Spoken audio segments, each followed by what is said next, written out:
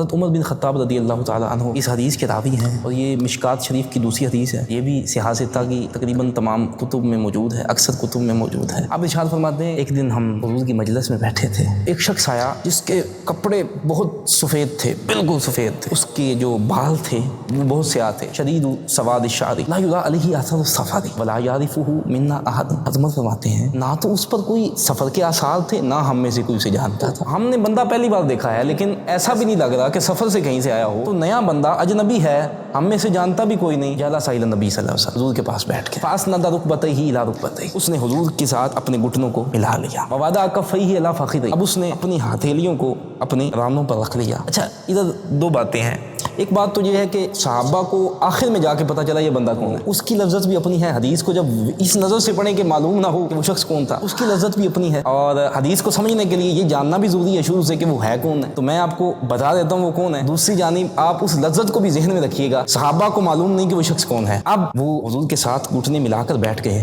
حضور نے روکا نہیں ہے۔ دیکھیں کوئی اجنبی شخص آ کر بیٹھے، پہلی بار جس کو آپ ملے ہو نا، تو بندہ حیرانگی سے پوچھتا بھی آپ کون ہو، کہاں سے آئے ہو، کیسے آئے ہو۔ حدیث پڑھ کے دیکھیں عربی آتے رہے، حضور پوچھتے تھے کہاں سے آئے ہو، اس کو نہیں پوچھا کیونکہ حضور پہچانتے تھے۔ آگے حدیث میں معلوم ہوگا حضور کو پتا تھا کہ یہ کوئی اور نہیں ہے، یہ فرشتوں کا سردار امام الملائکہ حضرت سیدنا جبریل علیہ السلام ہے۔ اچھا اب وہ اس طرح بیٹھے، اچھا اس طرح بیٹھنے میں بھی ایک ادب سکھانا ہے، یہ انداز نماز کے اندر بیٹھنے کا انداز ہے، نماز کے اندر تشہد کے اندر اس طرح بیٹھتے ہیں، اس انداز میں رسول اللہ کے سامنے بیٹھنے سے شرک لازم نہیں آ رہا۔ تو جب نماز کا ایک انداز حضور کے سامنے لے کر بیٹھے تو شرک لازم نہیں آتا، تو پھر گنبد خضرا کے سامنے ہاتھ باندھ کر کھڑے ہونے سے شرک لازم کیسے آئے گا، کیونکہ وہ بھی تو ایک نماز کا انداز ہی ہے۔ ہاں رکوع و سجود وہ تو منصوص مسئلے ہیں کہ رکوع و سجود کی اجازت نہیں ہے، بلکہ وہ تو ناجائز ہیں، اس کی تفصیل علیحدہ ہے، وہ انشاءاللہ پھر کبھی موقع ملا تو عرض کروں گا۔ اب انہوں نے سوال کیا یا رسول اللہ اخبرنی عن الاسلام، مجھے اسلام کے بارے میں بتائیے، اسلام کیا ہے؟ حضور فرمایا الاسلام ان تشهد ان لا الہ الا اللہ وان محمد رسول اللہ وتقیم الصلاۃ وتؤتی الزکاۃ وتصوم رمضان وتحج البیت ان استطعت الیہ سبیلا۔ فرمایا تو اس چیز کی گواہی دے کہ اللہ ایک ہے، تو اس چیز کی گواہی دے محمد اللہ کے رسول ہیں صلی اللہ تعالیٰ علیہ وسلم، تو نماز قائم کر، تو زکوٰۃ دے، تو روزے رکھ اور حج کر اگر تیرے پاس اس کی استطاعت ہے، تو یہ ہے اسلام۔ اب اس نے کہا صدقتا۔ حضرت عمر کہتے ہیں ہم پریشان ہوئے، حیران ہوئے، سوال یہ علامت ہے عدم علم کی، علم نہیں ہوتا تو عموماً جو سوال کیا جاتا ہے اس میں علم نہیں ہوتا، اور تصدیق کی جاتی ہے اس بات پر کہ بندے کو پتا ہوتا ہے۔ اب اس نے کہا قال صدقتا، اب وہ جو سوال سائل تھا، پوچھنے والا جو تھا، جسے صحابہ پہچانتے نہیں، وہ کہتے ہیں آپ نے سچ کہا۔ حضرت عمر کہتے ہیں ہم پریشان ہوئے کہ خود ہی سوال کرتا ہے، خود ہی تصدیق کرتا ہے، فعجبنا لہ ان یسأل ویصدق، عجیب بندہ ہے، پہلے سوال کرتا ہے بعد میں تصدیقیں کرتا ہے۔ پھر اس نے کہا کہ مجھے آپ ایمان کے بارے میں بتائیے۔ آپ نے فرمایا ان تؤمن باللہ وملائکتہ وکتبہ ورسلہ والیوم الآخر وتؤمن بالقدر خیرہ وشرہ، فرمایا کہ تو اللہ پر ایمان لا، اس کے فرشتوں پر، اس کی کتابوں پر، اس کے رسولوں پر، آخرت کے دن پر، اچھی اور بری تقدیر پر، یہ ایمان ہے۔ قال صدقتا، اس نے پھر کہا آپ نے سچ کہا۔ صحابہ کہتے ہیں پھر ہمیں تعجب ہوا، خود ہی سوال کرتا ہے، خود ہی تصدیق کرتا ہے۔ اچھا اسلام اور ایمان میں تھوڑا سا فرق عرض کر دوں۔ اسلام ہے ظاہر کو اسلام کہا کہ گواہی دے بندہ نماز قائم کرے، روزہ رکھے، زکوٰۃ، حج، یہ ظاہر جو ہے یہ اسلام ہے، اور ایمان یہ یقین رکھنا ہے، یہ ماننے کا نام ہے اور ماننا دل سے ہو، اس لیے ایمان جو ہے وہ دل کا فعل ہے، فعل القلب ہے، یہ دونوں میں فرق ہے۔ اچھا اس نے اب کہا کہ مجھے احسان کے بارے میں اخبرنی عن الاحسان، مجھے بتائیے احسان کیا ہے؟ فرمایا ان تعبد اللہ کأنک تراہ فإن لم تکن تراہ فإنہ یراک، فرمایا تو اللہ کی عبادت ایسے کرے، نیکی یہ ہے، احسان یہ ہے، تو اللہ کی عبادت اس طرح کرے کہ جیسے تو اللہ کو دیکھ رہا ہے، تیرے دل میں خوف ہوگا، خشیت ہوگی، پھر وہ خشوع بنے گا،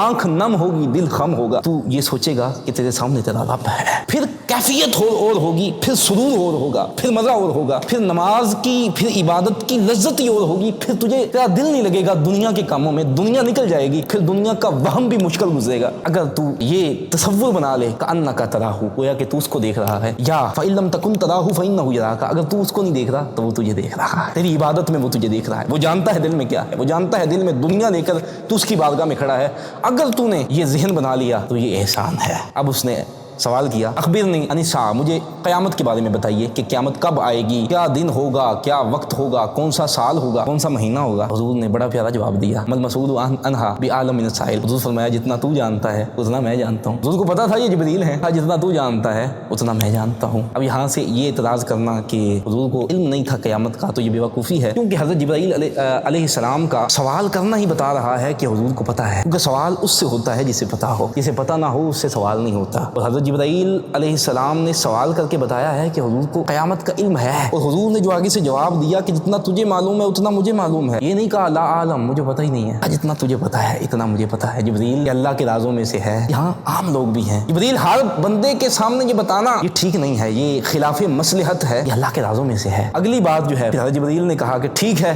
اگر یہ خلاف مصلحت ہے تو آگے یہی بتا دیں اخبرنی عن اماراتہا، چلیں پھر قیامت کی نشانیاں ہی بتا دیں، اور نشانیاں بھی وہی جانتا ہے کہ جسے حقیقت کا معلوم ہو۔ ڈاکٹر کے پاس جا کے آپ اپنی علامات بیان کریں تو وہ بتا دے گا یہ ٹائیفائڈ ہے، وہ بتائے گا یہ مرض کیا ہے، وہ علامات آپ صبح سے 10 لوگوں کو بیان کر رہے ہیں، کسی کو پتہ نہیں کون سی بیماری ہے، کیونکہ انہیں پتہ ہی نہیں یہ کس کی علامات ہیں، یہ مرض کیا ہے۔ علامات وہی جانتا ہے جو حقیقت جانتا ہے، جسے حقیقت معلوم نہیں وہ علامات بھی نہیں جانتا، اور جو علامات جانتا ہے اسے حقیقت کا بھی پتہ ہے۔ اب حضور فرمایا تلد الامۃ ربتہا، قیامت کی نشانی یہ ہے عورت لونڈی جو ہے وہ اپنے مالک کو جنے گی، مطلب یہ ہے کہ اولاد، ایک تفسیر جو محدثین نے کی، اولاد اتنی نافرمان ہو جائے گی کہ والدین یعنی والدہ گویا کہ ان کے سامنے اس کی حیثیت نوکرانی کی ہوگی۔ اگلی جو بات حضور فرمائی وان تر الحفاۃ العراۃ العالات العلاۃ رعاء الشاء تتاولون فی البنیان، جن کو تن ڈھانپنے کے لیے کچھ نہیں نہ ملتا، فقیر لوگ جن کے پاس تن ڈھانپنے کو کپڑا نہیں، اور بکریاں چرانے والے فقیر لوگ، مانگنے والے، قیامت کے قریب یہ لوگ بڑی بڑی عمارتوں پر اترائیں گے، فخر کریں گے، یعنی ذلیل لوگ، امت کے